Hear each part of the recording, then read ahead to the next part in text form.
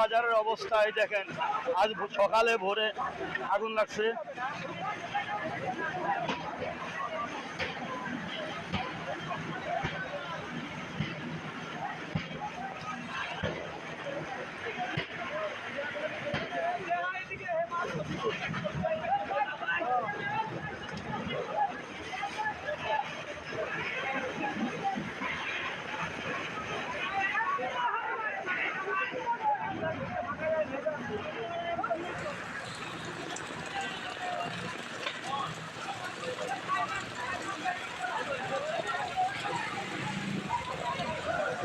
অবশেষে আগুন নিভাতে fire service সক্ষম।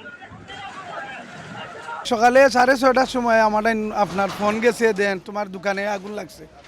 তো ভাই সাথে সাথে অনেক বৃষ্টি দেয়, বৃষ্টির মাঝে উড়াউড়ি করে মোটরসাইকেল লইয়া আইয়া দেখি আপনার এই যে আপনার ফার্স্ট দোকান থেকে লাগছে আগুন। আগুনটা লাগিয়ে আগুনের সূত্রপাত এদিকে আইছে, এদিকে আইয়া আপনার আমার দোকানটাও জ্বলছে।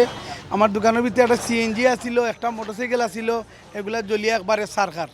আর কিছু মাল আসিল, আমার পার্স আসিল, একটা ইঞ্জিল আসিল, ইঞ্জিল জ্বলিয়ে একবারে ছাই।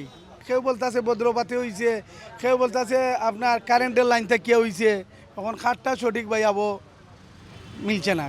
আমরা সবাই বাসায়, তো হঠাৎ করে একটা খুব বড় একটা বর্জ্য পড়ছে। বর্জ্য পড়ার পর 10 থেকে 15 মিনিট পরে আমাদের মসজিদের মাইকে আওয়াজ দিছে যে বাজার আগুন লাগছে। তখন আমরা এলাকাবাসী যত মানুষ আছে সবাই ছুটে যাই, এদিকে যে প্রায় 6-7টা দোকানে খুব আগুন।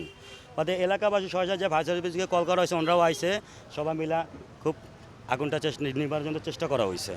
তো কোনো কিছু বাঁচানো যায় না, যতটা আগুন লাগছে দোকানে সব কিছুই মানে পুরা ছাই হয়ে গেছে। এর ভিতরে ফায়ার সার্ভিস আছে, তাদের সহযোগিতা, এলাকাবাসী যত যুবক আছে, ভাই ব্রাদার আছে, সবাই সহযোগিতা করছে। বাসাত আমি ঘুমো, বুঝছো নি, বাজার তো মানুষে ফোন করিয়া কইছে, হওয়ার পরে আমি তো আইসি দৌড়িয়া, বুঝছো নি। আর আইতে আইতে যাচ্ছে দোকান পড়ে গেছে, বুঝছো নি, 1 কোটির উপরে হইব। সম্পূর্ণ ক্ষতি হয়েছে আমার। মোবিলের দোকান একটা, পার্সের দোকান একটা আমার।